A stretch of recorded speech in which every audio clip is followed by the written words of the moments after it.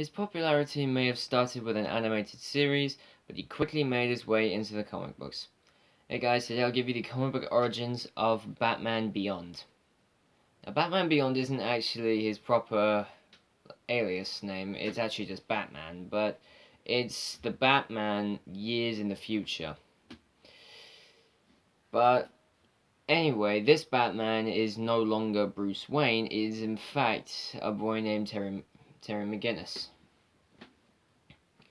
And like with Harley Quinn and several other characters, they originally started in a DC animated show, but quickly made their way into the actual pages of the comic books thanks to significant popularity from fans. But his origins basically start with Batman still being Bruce Wayne.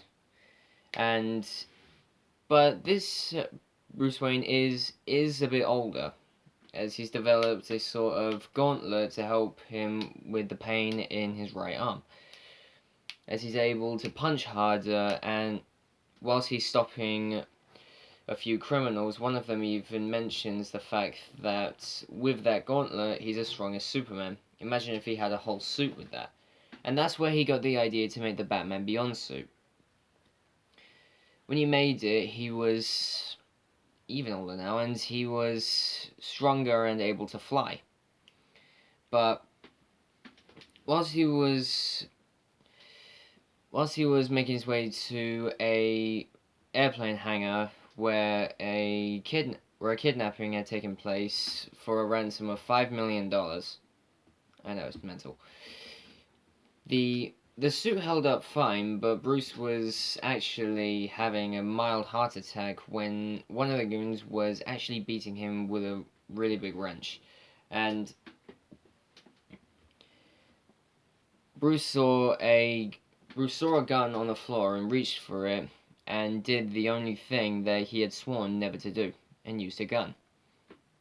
After this, he returned to the Batcave and said never again, ending his career as Batman. A few years into the future, we're introduced to Terry McGinnis, who's that sort of bad boy with a good heart, but he's always in the wrong place at the wrong time. Like, his girlfriend was kidnapped, well, not kidnapped, but she was harassed by a street gang known as the Jokers, paying homage to the Clown Prince of Crime, who is now dead. Until the movie Return of the Joker. But anyway, the Jokers actually chased Terry to as far as Wayne Manor, where an elderly Bruce Wayne comes out saying to leave him alone. But the look on his face when you see it in the animated series, when the gang says that they're the Jokers, it's just a complete face that says, you have no idea who the Joker really was. But the two of them managed to fend off the Joker's street gang, but the fight took a toll on Bruce and became weaker. So Terry helped him back into the manor and got his pills and a glass of water for him. After he took the pills, he fell right to sleep, and as Terry set the glass down to leave, he noticed that there was a bat that was stuck in the glass case of a grandfather clock. As he opened the case to let the bat out, he actually activated the entrance to the Batcave. And it was at this point that he discovered that Bruce Wayne and Batman were one and the same. But when Bruce woke up and found Terry down there, he ordered him to leave right away.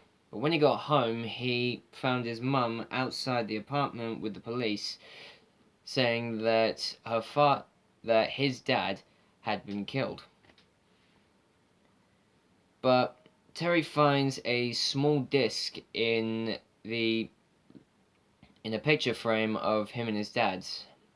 So he takes it back to Bruce in order to help him find out what's on there.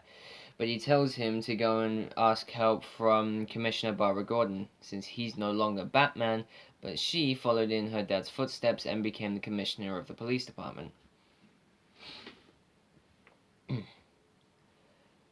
But when Bruce refuses to help, Terry takes the latest Batman suit, which is a Batman Beyond one, and takes it out to try and find answers for himself.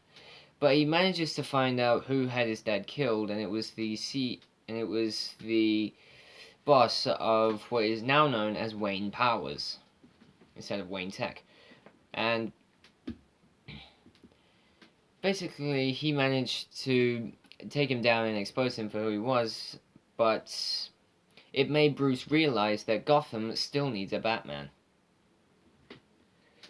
But we later find out the fact in an episode of Justice League Unlimited that Terry is a younger clone of Bruce Wayne. The fact that Bruce's DNA had been recovered by Amanda Waller and was injected into Terry's dad so that his genetic marker would be a little different. So when the child was born, it would be a clone of Bruce. She even hired the Phantasm to kill Terry's parents when he was younger, but she refused because she couldn't bear ripping a child's parents away from them at such a young age, as it would traumatize them for the rest of their life. She actually named this the Batman Beyond project, but since Phantasm refused to kill Terry's parents, she thought that that was the end of it in the first place. But it obviously wasn't, because Terry took up the mantle anyway.